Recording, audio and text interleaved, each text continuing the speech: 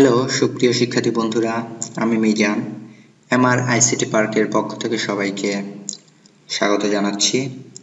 আমি আজকে যে বিষয়টি নিয়ে আলোচনা করব সেটি হচ্ছে ইন্টারমিডিয়েটের ছাত্রছাত্রীদের জন্য HTML অংশটির উপর আজকের আলোচনা। HTML কি? HTML হচ্ছে হাইপারটেক্সট মার্কআপ ল্যাঙ্গুয়েজ। এটি ওয়েবসাইট তৈরির একটি ল্যাঙ্গুয়েজ। যতগুলো ওয়েবসাইট তৈরির ল্যাঙ্গুয়েজ আছে সবগুলোর মাদার বলা হয় এই HTML ল্যাঙ্গুয়েজটিকে। তাহলে আরো কিছু কোশ্চেন তোমাদের মনে জাগছে, সেই কোশ্চেনগুলো হচ্ছে HTML কেন শিখবো, HTML এর সুযোগ সুবিধাগুলো কি কি, HTML শেখার জন্য আমাদের কি কি লাগবে, এরকম অনেক কোশ্চেন। ঠিক আছে, আমরা এক এক করে সবগুলো কোশ্চেনের অ্যান্সার দিব। তো প্রথম কথা হচ্ছে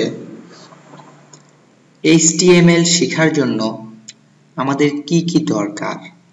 আসলে HTML শেখার জন্য যা দরকার সেটা হচ্ছে একটা এডিটর লাগবে আর একটা ব্রাউজার লাগবে। এডিটর আর ব্রাউজার কি, এগুলো কোথায় পাবো? খুব সিম্পল কোশ্চেন, আসলে চিন্তার কোনো বিষয় নেই। এডিটর তেমন কিছুই না, যে জায়গায় আমি HTML এর কোডগুলো লেখালেখি করব সেই জায়গাটিকেই বলা হবে এডিটর। আবার খুব সিম্পল ভাবে অ্যান্সার দিতে গেলে HTML এর কোডগুলো যেখানে লিখলাম সেই লেখাগুলোর আউটপুট দেখার জন্য যেই জায়গাটা লাগবে সেটাই হচ্ছে ব্রাউজার। তাহলে এডিটর, দুই একটা এডিটরের নাম কি? এডিটরের নাম হতে পারে নোটপ্যাড, নোটপ্যাড প্লাস প্লাস এগুলো। ব্রাউজারের নাম কি? ব্রাউজার হতে পারে ইন্টারনেট এক্সপ্লোরার, মজিলা ফায়ারফক্স এগুলো। ঠিক আছে, এখন এগুলো কোথায় পাওয়া যাবে? আসলে HTML এর সুবিধার মধ্যে সবচেয়ে বড় সুবিধা হচ্ছে HTML শেখার জন্য আলাদা কোনো সফটওয়্যার ইনস্টল দিতে হয় না। আমি যদি বাজার থেকে একটা কম্পিউটার কিনে নিয়ে আসি, ব্র্যান্ড নিউ কম্পিউটার একটা বাজার থেকে কিনে আনলাম, কিনে আনার পর সেই কম্পিউটারে কোনো সফটওয়্যার ইনস্টল দিলাম না, মানে দেওয়া নাই, কিন্তু বাজার থেকে কিনে আনার সাথে সাথে আমি কোনো না কোনো একটা অপারেটিং সিস্টেম পেয়ে যাই। তবে আমাদের দেশে সচরাচর যে অপারেটিং সিস্টেমটা বেশি ব্যবহৃত হয় সেটা হচ্ছে উইন্ডোজ অপারেটিং সিস্টেম বা XP। যাই হোক, তো XP সেটআপ দিলে অথবা উইন্ডোজ সেটআপ দিলে অটোমেটিক যে সফটওয়্যারগুলো ইনস্টল হয়ে যায় সেই ইনস্টল হওয়া সফটওয়্যারগুলোর মধ্যে একটি হচ্ছে এই নোটপ্যাড এবং ইন্টারনেট এক্সপ্লোরার। ওকে, তার মানে একটা এডিটর এবং একটা ব্রাউজার আমি পেয়ে যাই। এখন তাহলে কোথায় আছে এগুলো আমার কম্পিউটারে? ঠিক আছে, কম্পিউটারে কোথায় আছে সেই লোকেশন দেখার জন্য আমাদেরকে স্টার্ট মেনুতে ক্লিক করতে হবে, তারপর অল প্রোগ্রামসে ক্লিক করতে হবে। অল প্রোগ্রামস থেকে নিচের দিকে উইন্ডোজ অ্যাক্সেসরিজ দেখা যাবে, দেন নোটপ্যাড দেখা যাচ্ছে, এখানে ক্লিক করতে হবে। এটাতে ক্লিক করলে নোটপ্যাডের একটা এনভায়রনমেন্ট ওপেন হবে। ওকে, সাদা কালো এডিটর আমি যাকে বলি। কেন? কারণ পিছনের ব্যাকগ্রাউন্ডটা সাদা, এখানে আমি যদি আমার নাম লিখি দেখো কালো রঙের হয়ে যাচ্ছে। ওকে, তার মানে সাদার মধ্যে কালো লেখা, এই জন্য একে আমি সাদা কালো এডিটর বলি। পরবর্তীতে আমরা এই সাদা কালো এডিটর নিয়ে আর কাজ করব না, পরবর্তীতে আমরা কাজটা করব রঙিন এডিটর নিয়ে, কারণ আজকাল কেউ সাদা কালো টিভি দেখে না, কাজেই সাদা কালো এডিটরে কাজ করে মজাও নেই। ওকে, তাহলে যেহেতু আমাদের স্কুল কলেজগুলোতে সেই রঙিন এডিটর নাও থাকতে পারে, এই জন্য আমরা প্রথমে এই সাদা কালো এডিটরের ব্যবহারটাই শিখি, তারপর রঙিন এডিটর ব্যবহার শিখব। ওকে, তাহলে এটা হচ্ছে আমার HTML এডিটর, তার মানে নোটপ্যাড এডিটর। এইখানে আমি কি লিখবো? HTML এর বেসিক স্ট্রাকচার লিখবো। তাহলে বেসিক স্ট্রাকচার কোনটা? তার মানে HTML এর কোডগুলো যে যা ভাবে লিখতেই হবে, মাস্ট অ্যান্ড মাস্ট লিখতেই হবে, সেটাই হচ্ছে HTML এর বেসিক স্ট্রাকচার। তাহলে কোন অংশটুকু লিখতে হবে সবাই খেয়াল করো। এখানে লিখতে হবে এই যে পাকা যেই less than greater than symbol দিলাম, এগুলোকে বলা হয় HTML এর ভাষায় অ্যাঙ্গুলার ব্র্যাকেট। তার মানে এইটাকে বলা হবে ওপেনিং অ্যাঙ্গুলার ব্র্যাকেট আর এইটাকে বলা হবে ক্লোজিং অ্যাঙ্গুলার ব্র্যাকেট। ওকে, তাহলে এর ভিতরে যা লিখব, এই ব্র্যাকেটের ভিতরে যা থাকবে সেগুলোই হচ্ছে ট্যাগ। তার মানে এইখানে যদি আমি লিখি html/html, তাহলে এই html লেখাটাই হচ্ছে আমার একটা ট্যাগ। html প্রথম লাইনটা অবশ্যই html লিখতে হবে। এই html লেখা মানেই কম্পিউটার বুঝবে যে এটা HTML প্রোগ্রামিং ল্যাঙ্গুয়েজের একটা লাইন। তার মানে প্রথমে কেউ যদি HTML শব্দটা লেখে আর শেষে যদি HTML শব্দটা লেখে, তাহলে ব্রাউজারের শুরু থেকে শেষ পর্যন্ত যা থাকবে সব সে HTML এর সম্পত্তি বলে মনে করবে। তাহলে HTML হলো, দেন এর পরে এর ভিতরে যে অংশটা থাকবে সেটা হচ্ছে হেড অংশ। এখানে এই যে হেড, এই হেডের ভিতরে আবার পার্ট করে যা লিখতে হবে সেটা হচ্ছে টাইটেল। ওকে, তাহলে টাইটেল লিখছি। জিনিস খেয়াল করো, প্রত্যেকটা জিনিস কিন্তু ডাবল ডাবল লেখা হচ্ছে, দুইটা tag, opening tag, closing tag. Okay, এখন আরেকটা পার্ট লিখতে হবে, সেটা হচ্ছে বডি, body/body। ওকে, তাহলে এটা দিলাম। এটাই হচ্ছে আমার HTML এর বেসিক স্ট্রাকচার। বেসিক স্ট্রাকচার আবার দুই ভাগে বিভক্ত। প্রথমটা হচ্ছে হেড অংশ আর একটা হচ্ছে বডি অংশ। এই হেড অংশের মধ্যে যা থাকবে তার মধ্যে অনেক কিছুই থাকে, কিন্তু তোমাদের বই শুধু আলাপ আলোচনা করেছে যেটা নিয়ে, সেটা হচ্ছে এই টাইটেলটা নিয়ে। ওকে, তাহলে আমরা এই টাইটেলটাই শিখি। টাইটেলেই বা কেন লিখলাম আর বডি বা কেন লিখতেছি? টাইটেলে যা লিখবো, দুই টাইটেলের মাঝখানে যা লিখবো সেটা বলতে যা বোঝায় সেটা হচ্ছে ব্রাউজারের ঠিক উপরের অংশে শো করবে, আর বডি অংশে যা লিখবো সেটা হচ্ছে ব্রাউজারের ঠিক নিচের অংশে শো করবে।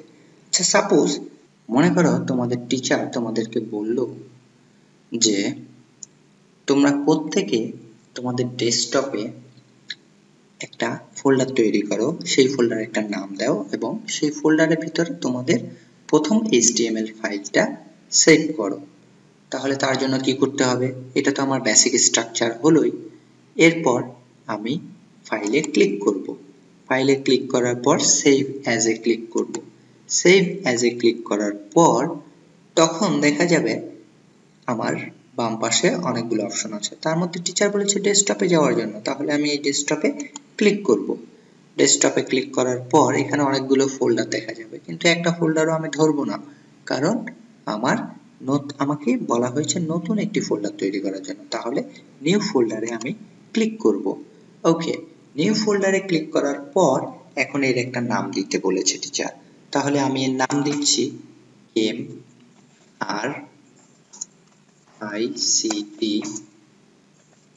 পার্ক। ওকে, তাহলে MRICT পার্ক নাম দিলাম। এখন টিচার বলেছে এই MRICT পার্কের ভিতরে, তার মানে এই ফোল্ডারের ভিতরে আমার প্রথম ফাইলটা সেভ করার জন্য। তাহলে এইখানে দেখো সেভ এস টাইপ আছে, এখানে একটা তীর চিহ্ন দেখা যায়, এখানে ক্লিক করব, অল ফাইলসে ক্লিক করব, দেন ফাইল নেম নাম লিখতে হবে। মনে করো আমি লিখব 1.html, তারপরে সেভে ক্লিক করতে হবে। ওকে, সেভে ক্লিক করলাম, তাহলে দেখো নাম চলে আসছে 1.html। ওকে, এখন এটার আউটপুট দেখতে হবে। আউটপুট কিভাবে দেখব? আমি তো এডিটরে লিখেছি, আমার অ্যান্সারটা এরকম ছিল যে একটা এডিটর লাগবে আর একটা ব্রাউজার লাগবে। এডিটরের কাজ তো শেষ হয়ে গেল, এখন ব্রাউজারে আমি দেখব ব্রাউজার কোথা থেকে আনবো। ব্রাউজার আনার জন্য এইটা কি করতে হবে? এইটাকে বলা হয় মিনিমাইজ বাটন। তাহলে এটাকে মিনিমাইজ ক্লিক করব, ক্লিক করলে এটা এখানে আসবে, আবার এটাতে ক্লিক করলে এটা ম্যাক্সিমাইজ হবে, আবার ক্লিক করলে মিনিমাইজ, আবার ক্লিক করলে ম্যাক্সিমাইজ হবে। ঠিক আছে, তাহলে এটা আমার এখন মিনিমাইজ করার দরকার, মিনিমাইজ করে ফেললাম। এখন আমি আমার ডেস্কটপে দেখব ফোল্ডারটা কি ক্রিয়েট হয়েছে। यस, এই যে এখানে MRICT পার্ক দেখা যাচ্ছে। তাহলে ডাবল ক্লিক করলাম, দেখতেছি যে এখানে 1.html নামের ফোল্ডারটা মানে 1.html নামের ফাইলটা তৈরি হয়ে গেছে। এখন 1.html ফাইলকে রাইট বাটন ক্লিক করব, দেন ওপেন উইথ দেখা যাচ্ছে, ওপেন উইথ দিয়ে ইন্টারনেট এক্সপ্লোরারে ক্লিক করব। ফায়ারফক্স গুগল ক্রোমে ক্লিক করব না, কারণ এগুলো আমার এই কম্পিউটারে ইনস্টল দেয়া আছে বলে দেখা যাচ্ছে, কিন্তু যে নতুন একটা কম্পিউটার কিনে আনবে তার কম্পিউটারে অবশ্যই ফায়ারফক্স গুগল ক্রোম ইনস্টল নাও থাকতে পারে, কিন্তু যেটা ইনস্টল থাকবে সেটা হচ্ছে ইন্টারনেট এক্সপ্লোরার। তাহলে আমরা ইন্টারনেট এক্সপ্লোরারেই ক্লিক করে দেখি আউটপুটটা কেমন দেখায়। এইটা হচ্ছে আমার ইন্টারনেট এক্সপ্লোরারের আউটপুট। তার মানে এটা ইন্টারনেট এক্সপ্লোরার একটা ব্রাউজার। এই ব্রাউজারের উপরে দেখা যাচ্ছে, এই যে এখানে যদি কার্সরটা ধরি তাহলে কিছু একটা লেখা দেখা যাচ্ছে, যেটা আমার লোকেশন বলে দিচ্ছে যে আমার এই ফাইলটা কোথায় আছে। C users Lenovo desktop MRICT park 1.html, কিন্তু কিচ্ছু দেখা যাচ্ছে না, পুরোটাই সাদা। এই সাদা, এই যে এই অংশটা, এই অংশটাকে বলা হয় হচ্ছে হেড অংশ। আর এই সাদা অংশ থেকে এই সাদা অংশ পর্যন্ত যে অংশটা দেখা যাচ্ছে তাকে বলা হয় বডি অংশ। তার মানে আমি এডিটরের মধ্যে কি করেছি, হেড অংশেও কিছু লিখিনি, বডি অংশেও কিছু লিখিনি, এই জন্যই আমার ওই হেড অংশের মধ্যে লোকেশনটা দেখাচ্ছে, ফাইলের লোকেশন, আর এই বডি অংশে কিছু লিখি না বলে বডি অংশটাও সাদা দেখাচ্ছে। এখন টাইটেলের মধ্যে আমি কি লিখবো, টাইটেলের মধ্যে আমি যাই লিখবো সেই লেখাটাই কিন্তু আমার এই লেখাটাতে রিপ্লেস করে ফেলবে। এখন যা দেখা যাচ্ছে লোকেশন দেখা যাচ্ছে, এই লোকেশনটা থাকবে না।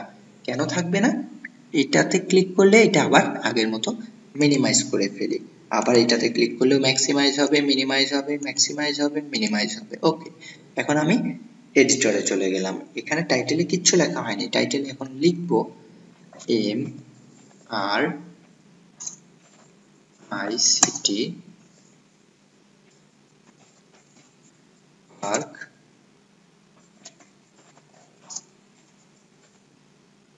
এটা লিখলাম।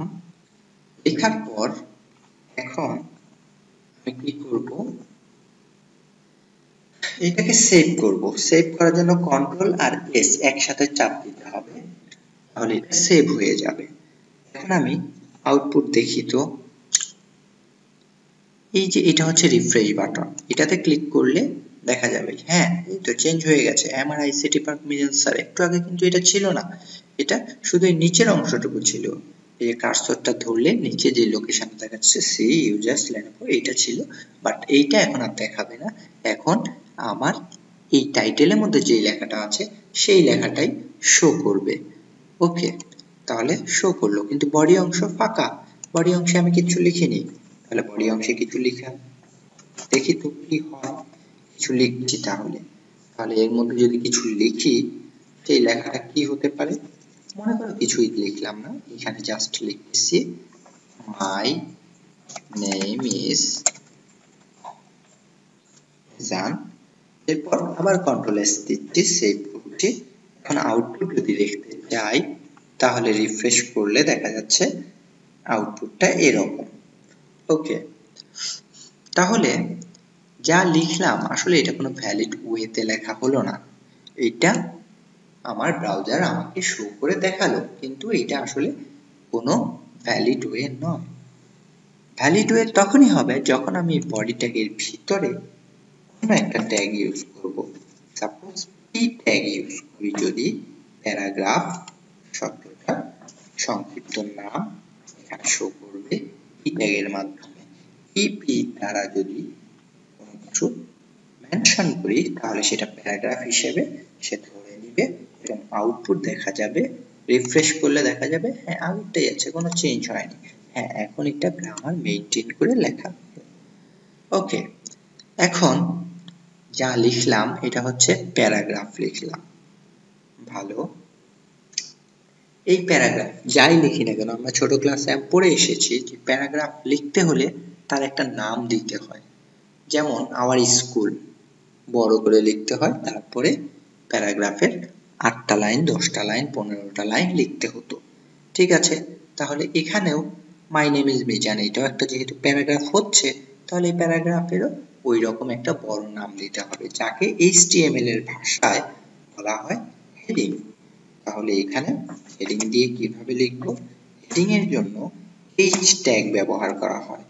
তাহলে h ট্যাগ h1 লিখলাম। h1 মানে হচ্ছে হেডলাইন।